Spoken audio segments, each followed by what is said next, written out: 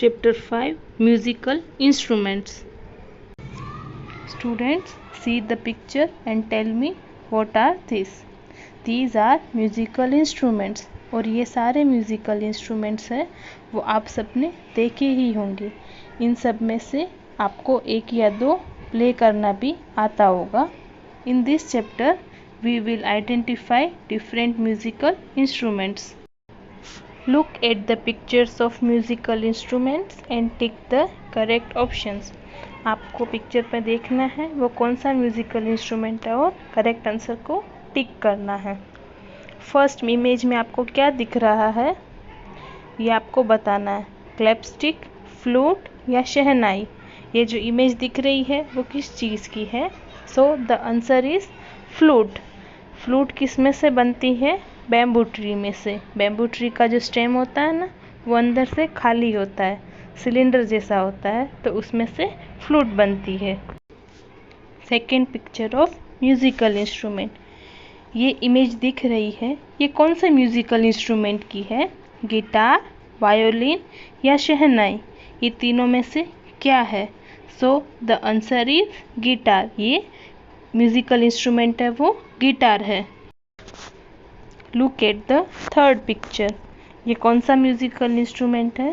Piano, harmonium, harp. इन तीनों में से ये कौन सा है? So the answer is piano. ये पियानो का पिक्चर है।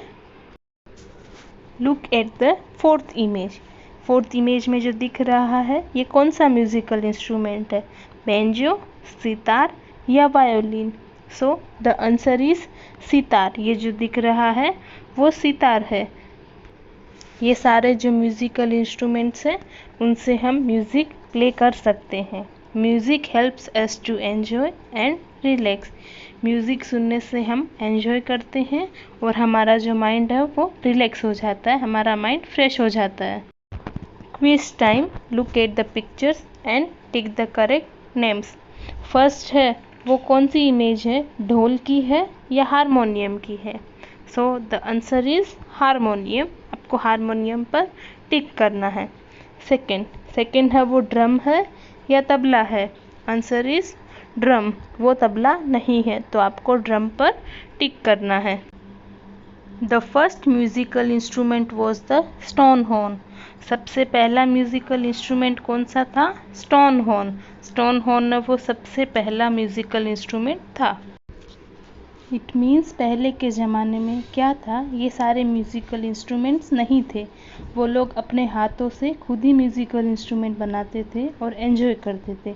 वो अपने हाथों से वुड से बनाते थे, स्टोन से बनाते थे और मेटल से बनाते थे। ये जो पहले के ज़माने के म्यूज़िकल इंस्ट्रूमेंट्स हैं इनको हम बोलेंगे stone horn instruments. So students, here we complete our chapter 5 musical instruments and you have to fill this only in your textbook. Chapter 6 Spot the differences. Now in this chapter you have to find out the differences from the pictures.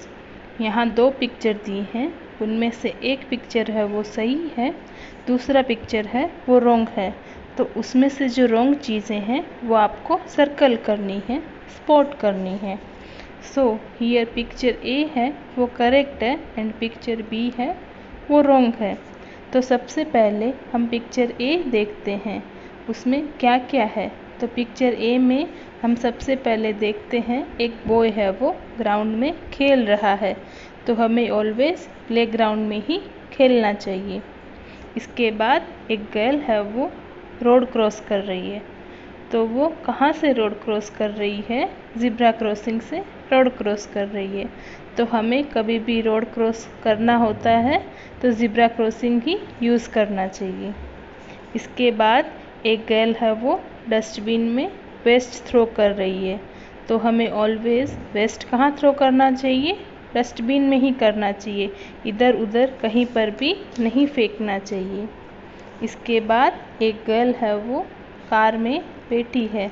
हम कभी भी कोई भी vehicle में बैठते हैं, बस में स्कूल आते हैं या कार में हम कहीं बाहर जाते हैं तो हमें विंडो के बाहर हमारा कोई भी बॉडी का पार्ट बाहर नहीं निकालना चाहिए, उससे हमारा एक्सीडेंट हो सकता है या फिर हमें चोट लग सकती है। Now let's see picture B. In picture B some things are happening wrong. तो पिक्चर बी में हम देख सकते हैं वो बॉय है वो कहाँ खेल रहा है, वो रोड पर खेल रहा है। तो हमें कभी भी रोड पर नहीं खेलना चाहिए, हमें ऑलवेज ग्राउंड पर ही खेलना चाहिए। तो ये रॉन्ग है। देन सेकंड है वो गर्ल रोड क्रॉस कर रही है, तो वो भी ज़ेब्रा क्रॉसिंग से रोड क्रॉस नहीं कर रही है, तो ये रोड सेफ्टी के लिए अच्छा नहीं है, ये भी रॉन्ग है। थर्ड है वो गर्ल जो रोड पर वेस्ट थ्रो कर रही है, वो डस्टबिन यूज़ नहीं कर रही है, तो ये हमारे एनवायरनमेंट के लिए अच्छा नहीं है, हमें वेस्ट ऑलवेज डस्टबिन में ही थ्रो करना चाहिए, तो ये भी रॉन्ग है।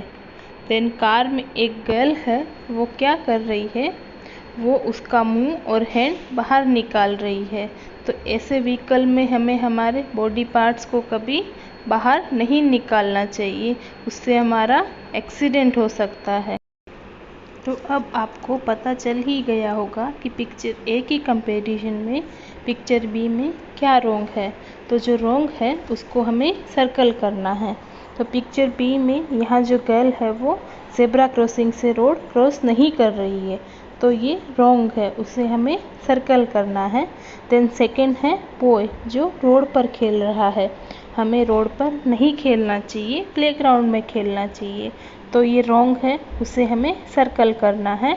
देन थर्ड है वो गर्ल जो वेस्ट है वो रोड पर थ्रो कर रही है, हमें ऑलवेज डस्टबिन में थ्रो करना चाहिए, तो ये रॉन्ग है, उसे हमें सर्कल करना है।